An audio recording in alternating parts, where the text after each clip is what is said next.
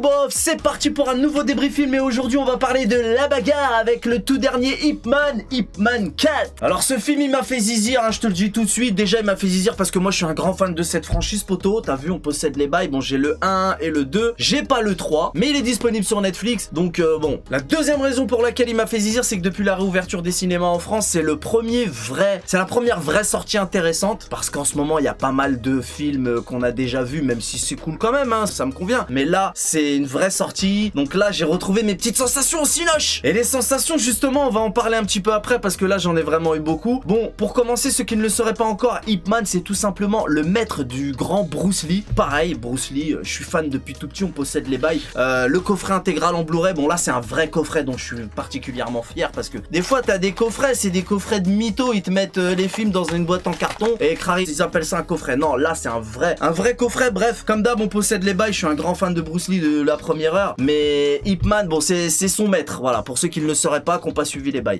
Donc c'est le 4e épisode de l'histoire du maître de Bruce Lee, et comme je te l'ai dit, je suis un grand fan de cette franchise, et là le moins qu'on puisse dire, c'est que j'ai été servi, ils m'ont régalé, vraiment là, ils nous ont respecté. On a encore eu droit à un grand film d'arts martiaux rempli d'action et de sagesse également, comme d'habitude. J'ai toujours apprécié ce style de film chinois un peu à l'ancienne, c'est ce qui fait la particularité de cette saga d'ailleurs, mais là pour le 4e épisode, ils ont quand même innové, puisque ça se passe aux États-Unis pour la grande partie du film. Bon, toujours de la même époque, bien sûr, mais vraiment, je me suis régalé. Le scénario était particulièrement intéressant. Il y a une scène qui m'a tellement touché. Franchement, ça m'a... J'ai pas honte de le dire, j'ai eu une larmichette, la vérité. Comme d'habitude, je vais absolument pas te spoiler, mais j'ai encore chialé comme une beurette sensible. Bon, ça va, j'étais tout seul dans le cinéma. Ce film est un magnifique mélange d'émotion et d'action, et justement, l'action, parlons-en. Des scènes d'action, couper le souffle, poteau. La première fois que j'ai vu Donnie Yen dans le premier Ip Man faire...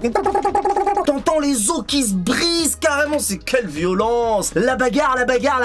Le mec, il est toujours posé, calme, avec un regard froid et sérieux. Il envoie des coups, mais tu sais, il met pas des grosses pêches, mais la sagesse mélangée aux puissantes attaques de Wing Chun, c'est jouissif, c'est captivant, poteau. Et dans cet épisode, on voit un petit peu plus Bruce Lee, donc l'acteur qui interprète Bruce Lee, qui le fait plutôt pas mal. Après, on peut toujours critiquer, parce que comme je vous l'ai dit, je suis fan de Bruce Lee, tu vois, mais c'est pas évident d'interpréter Bruce Lee, on peut toujours critiquer, et il a quand même très bien joué. On avait déjà eu droit à une première scène très intéressante dans le 3e épisode, et là, on le voit plus longtemps, et on a même droit à un combat vraiment magnifique. Franchement, il interprète bien Bruce Lee, mais je pense qu'il crie pas assez les wouah, il le fait pas assez, tu vois. Il le fait un petit peu les wouah.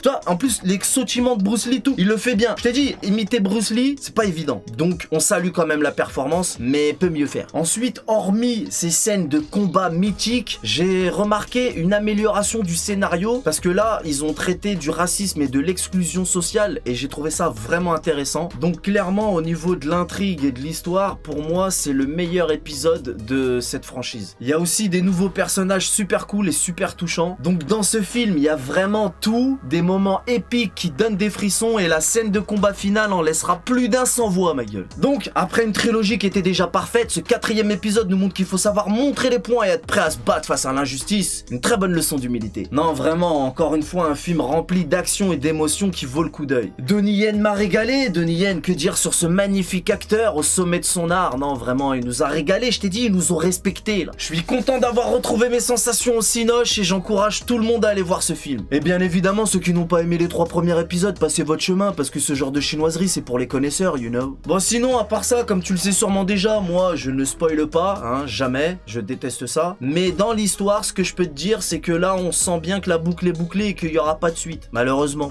Voilà ce que je pouvais dire sur ce film, c'était mon avis de cinéphile raffiné, je te donne rendez-vous très prochainement pour un nouveau débrief film. On connaît les bails. Salut!